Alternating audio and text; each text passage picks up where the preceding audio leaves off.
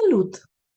Bine ai revenit pe canalul Romania, podcastul tău de limba română. Episodul 2. Casa mea, apartamentul meu. În România, multe persoane știu exact câți metri pătrați are casa sau apartamentul în care locuiesc. Apartamentul meu are 64 de metri pătrați. Câți metri pătrați are apartamentul tău? Apartamentul meu e la ultimul etaj, la mansardă. Am un vecin la stânga și un vecin la dreapta. Ei nu sunt în general zgomotoși.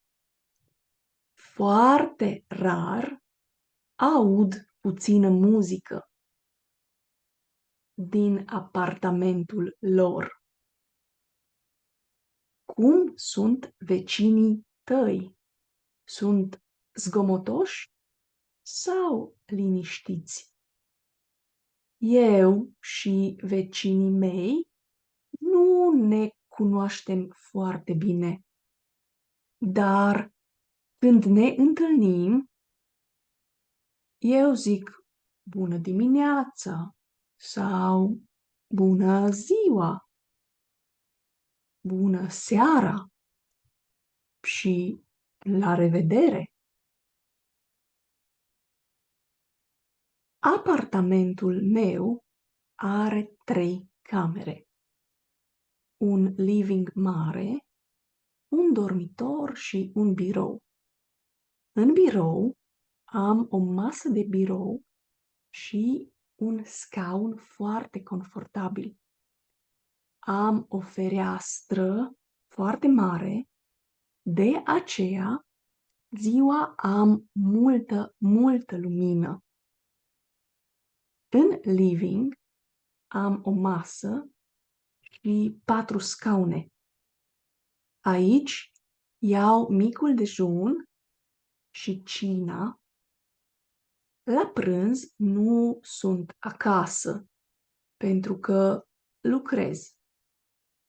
Deci, în general, mănânc ceva la cantină sau cumpăr ceva mic de la brutărie. În dormitor am un pat cu o saltea perfectă. Patul e obiectul meu favorit. Îmi place să dorm și să visez frumos. Tu ai un obiect favorit în casa ta? Am și un balcon. De aici pot să văd munți, copaci și pot să ascult păsări. E minunat! Tu ai un balcon? Am multe plante, dar nu am animale de companie. Normal că am și o bucătărie cu un aragaz și cuptor, cu un frigider performant, dar nu am mașină de spălat vase. Deci trebuie să spăl vasele după fiecare masă. În baie am o toaletă, o vană și o chiuvetă. În plus, am o mașină de spălat. Totul e nou și curat. Locuiesc aici de 5 luni.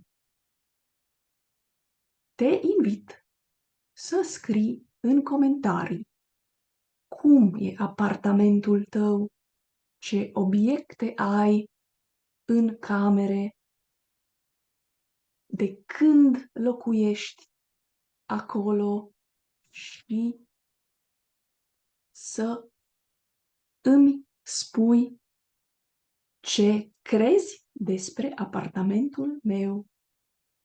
Mulțumesc mult!